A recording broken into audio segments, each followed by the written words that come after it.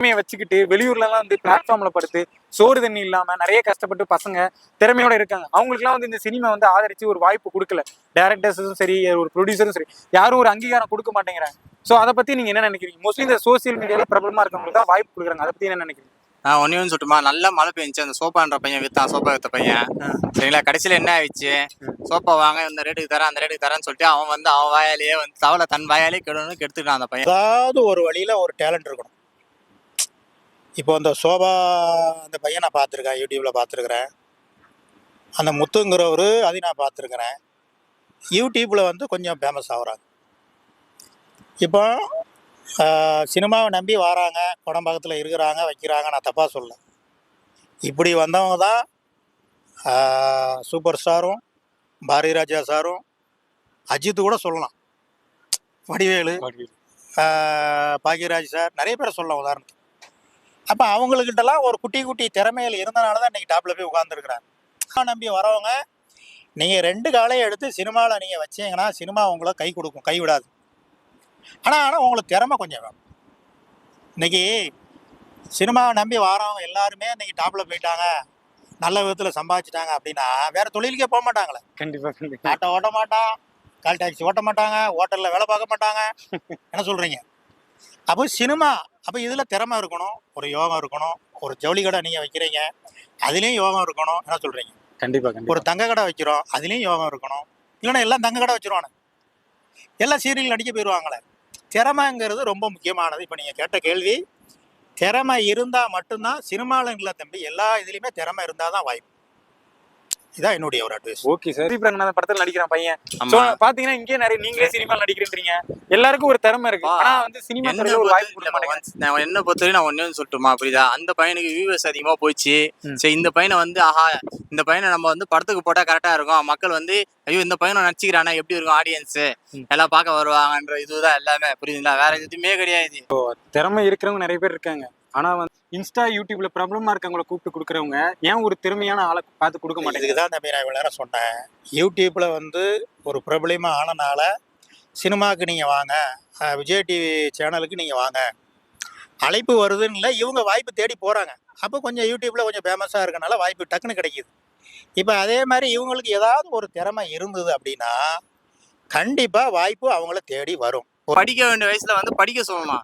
அதை விட்டுட்டு நடிடா, இதை பண்ற அதை பண்றானாக்கா என்ன அர்த்தம்? அவங்க வீட்டுல அவங்க அப்பாவே கண்டுக்கல, அதுக்கப்புறம் என்ன பண்ண போறது? ஒண்ணுமே கிடையாது. நான் வந்து எனக்கு தெரிஞ்ச அங்காடி தெருவில் இருந்து நான் பேட்டி கொடுத்துட்டு விமர்சனம் பண்ணிட்டு அங்காடி தெருவில். ஆமாம், என்னுடைய வீடியோ வந்து 2000 வீடியோக்கு மேலே இருக்கும். 2000 வீடியோ. ஆனால் நான் கொடுக்கணும்னு நினைக்கிறது வந்து ஒரு 1-2 சேனல் தான்.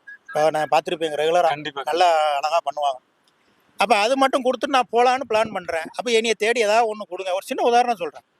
அப்போ என்கிட்ட ஏதோ ஒரு திறமை இருக்கு, கரெக்டாக இதுதான் நான் சொல்ல வரேன். நான் பெரிய ஆள் சொல்ல வரல தம்பி. அன்புக்கு இல்லை அன்புக்கு நான் அடிமை, அன்புக்கு நான் கட்டுப்படுதேன். இப்போ திறமை எங்கேருந்து வருது? புரியுதா நான் சொல்றது? திறமை இருக்கிறவங்களுக்கு எப்பவுமே ஒரு வாய்ப்பு கிடைக்கும். ஜிபி முத்து வளர்ந்தது யாரால? ஒரு பேப்பர் ஐடியால தான் வளர்ந்தான். அவெல்லாம் நான் கேக்குறேன், உண்மையிலே பேப்பர் ஐடியில எங்க போனான்? இந்த ஆள் இவ்வளவு பெரிய ஆள் ஆயிட்டான், நல்லா சம்பாதிச்சிட்டான். இப்ப பார்த்தாக்க சன் டிவில ப்ரோக்ராம் பண்ணுகிறாரு. என்ன இது ஒண்ணுமே இல்ல. அதனால திறமை இருந்துச்சுன்னா எல்லா இடத்துலயும் வாய்ப்பு கிடைக்கும். கண்டிப்பா திறமைக்கு எப்பவுமே மதிப்பு இருக்கும். அதுல ப்ரோக்ராம் பண்ணிருக்கிறாரு, அதுதான். ஆனா அவர் ஒரே ஒரு விஷயம் பண்ணது என்ன, ஜிபி முத்து பண்ணது என்னன்னா, விஜய் டிவி போனாரு, பிக் பாஸ் போனாரு, போனிட்டு எனக்கு வந்து இதுதான் குழந்தை தான் முக்கியம் என்னாரு, வந்துட்டாரு, வெளில வந்துட்டாரு. கஷ்டப்பட்டு வாய்ப்பு தேடி அலையிறவங்களுக்கு நீங்க என்ன ஆகும்னு நினைக்கிறீங்களோ அதுல இருந்து பின் வாங்காதீங்க. வந்து சினிமா துறைக்கு வரமாட்டாரு அப்படின்னு நான் நினைச்சேன். கடைசியா பார்த்தா எல்லாத்துலயும் பண்ணியிருந்தாரு. போட, சினிமா நம்மளை கை விட்டுருச்சு, நம்ம ஆட்டோ தொழில் போவோம், இல்லை ஓலா ஓட்டுவோம், அப்படி நீங்க போவாதீங்க. எவன் வந்து ஒருத்தன் வந்து சோசியல் மீடியால வந்து எவன் ஒருத்தவன் அசிங்கமா கழுவி ஊத்துறானோ அவனுக்கு தாங்க முக்கிய அங்கீகாரமே கொடுக்குறாங்க நிறைய பேருக்கு, புரியுதுங்களா? அதே மாதிரி லூஸ் டாக்டர் ஒருத்தங்கிறான், அந்த டாக்டருக்கு தேவை. உங்களுக்குன்னு ஒரு திறமை இருக்கும், உங்களுக்கு அது உங்களுக்கே தெரியும். உங்களுக்குள்ள என்ன திறமை இருக்குன்னு உங்களுக்கே தெரியும். அவரை வந்து தேவையில்லாத வந்து எல்லா சேனல்லையும் எத்து போட்டுனுங்கிற அதெல்லாம் ஒரு சீனை, அதெல்லாம் இதெல்லாம் எனக்கு சத்தியமா பார்க்கும்போது ஐயோ.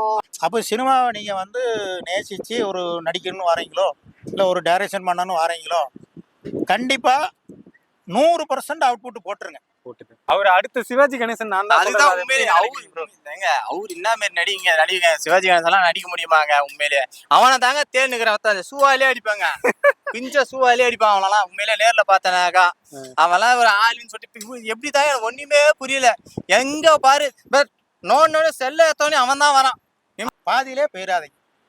எத்தனை வருஷம் இருந்தாலும் ட்ரை பண்ணுங்க. திறமை இருக்குன்னு தெரிஞ்சா மட்டும் அமீன் படத்துக்குலாம் மாசா பண்ணி போட்டிருக்காரு bro. அதை பத்தி ஏங்க அப்படி கிடையாதுங்க சரிங்களா விக்ரம்லாம் வந்து நடிப்புக்கோசம் உயிரை கொடுத்தாருங்க அவர்லாம் இவன் என்னங்க மயிர் நடிக்கிறான் இவன்லாம் ஒரு ஆளு புண்டியே கிடையாது எனக்குலாம் சுத்தமா சரியா இவனாலும் பார்த்தா நேர்ல பார்த்தா தூக்கி போட்டு மிதிப்பான் அவன்லாம் இவன் ஐயோ எனக்கு உண்மையிலே வந்து எப்படி சோசியல் மீடியாக்குள்ள ஏன்டா போறோன்னு இருக்குது.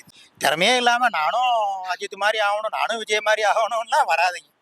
என்ன சொல்றீங்க? வரான் சூர்யாவோட கஜினி படத்துல அந்த தர்பூசணி சாப்பிட்டு தர்பூசணி அதான் ஃபேமஸ். அதை பத்தி நினைக்கிறேன். சத்தியமா அது எதனால எனக்கு ஒண்ணுமே புரியல. சோசியல் மீடியால வந்து எந்த வீடியோ போட்டாலும் மில்லியன் கணக்குல போயிடுச்சுன்னா மட்டும் கூடுவான் போது இதெல்லாம் கூட மாட்டான் போது எனக்கு ஒண்ணுமே புரிய மாட்டேங்குது. அடுத்து வாய்ப்பு தேடி வர்றவங்களுக்கு ஒரு அன்பான வேண்டுகோள், உங்களுக்குள்ள என்ன திறமை இருக்கோ அதை நீங்க கரெக்டா பயன்படுத்திக்கிடுங்க, பின் வாங்காதீங்க. நான் தான் சொல்லிட்டு இருக்காரு. அதுக்கு பத்தி என்ன நினைக்கிறீங்க? எங்க அப்படிலாம் ஆக முடியுமாங்க? அவனே ஒரு பைத்தியகாரமா பண்ணுகிறான். அவன் பாத்தீங்களா நிறைய வீடியோ பாத்தீங்களா இப்போ போஸ்ட் மார்ட்ல படுக்க போட்டு நான் ஆயில் மசாஜ் பண்ற மாதிரி பண்ணுகிறான். அவனா ஒரு ஆளு அங்க அவனா அவரு எங்க இவரு எங்க. ஆனா உண்மையிலேயே என்ன தெரியுமா உண்மையிலேயே சிவாஜி சார் அத்தை சிவாஜி சொன்னாங்க என்ன அப்படின்றாங்க. உண்மையிலே அவன் நம்பர் யாருன்னா இருந்தா சொல்லுங்க எனக்கு உண்மையிலேயே கமெண்ட் பண்ணுங்க. நம்பர் இருந்துச்சுனாக்கா அவனை கேட்கற விதமே வேற மாதிரி கேட்பான். நான் வச்சு செய்வேன் நல்லா வேறு நல்லா பாருங்க. இது கை இது அடி இது கையடி அது மாதிரி கேட்பேன் நல்லா. ஆனா உண்மையிலேயே நல்லா இருந்தனாக்கா இதான் என்னுடைய advice. எத்தனை வருஷம் ஆனாலும் ட்ரை பண்ணுங்க. எத்தனை வருஷம் ஆனாலும் உங்களுக்குள்ள திறமை இது என்னால இது முடியும்னு தெரிஞ்சா மட்டும். என்ன சொல்றீங்க? சும்மா டைம் வேஸ்ட். அவரு வந்து பைக் சாதனம் பண்றேன்னு சொல்லிட்டு நிறைய பேரை கொண்டு வர்றாரு. அதனாலதான் கவர்மெண்டே பார்த்து எல்லாமே முடிக்க வச்சிருக்குது எல்லாமே. ஏங்க நீங்க வண்டி ஓட்டினதெல்லாம் போதும், இதுக்கப்புறம் நீங்க போய் ஓரம் கட்டுங்கன்னு முடிவு பண்ணிட்டாங்க. அதுதான் இப்ப கூட ரீசெண்டா இப்ப நான் இருக்கிறேன். என்னடா அஜித் விஜய் நான் வாரம் பாருடா வந்தா நான் தான் முட்டாள், அவங்க வந்து அவங்கதான். கண்டிப்பா கண்டிப்பா. நான் என்ன தெரியுமா கேக்குறேன், ஒரு மனுஷனுக்கு எதுக்கு நம்ம கோயிலுக்கு போறோம்? ஒரு நிம்மதியை தேடி கோயிலுக்கு போறோம். நீ வந்து வீடியோ எடுக்கிறேன்னு சொல்லிட்டு போனாக்கா கோவில அதான் பண்ணுவாங்க. கோவில் நிர்வாகமும் அதே தான் பண்ணுவாங்க. ஏன் ஒரு பொண்ணு போய் பிராங்க் பண்ணிருக்காருன்னு சொல்றாங்க. அதுதான் பிராங்க் பண்ணிக்கிறாங்க. ஏன் ஒரு பொண்ணு கூட எடுத்து ஒரு வீடியோ போட்டுச்சு, அந்த வீடியோவை ஸ்டாப் பண்ணி உடனே எல்லாமே பண்ணலையா? அதே மாதிரி தாங்க ஒரு கோவில்ன்றது வந்து ஒரு எப்படி சொல்றது, ஒரு கோவில்ன்றது வந்து ஒரு தெய்வம் தங்குற இடம்.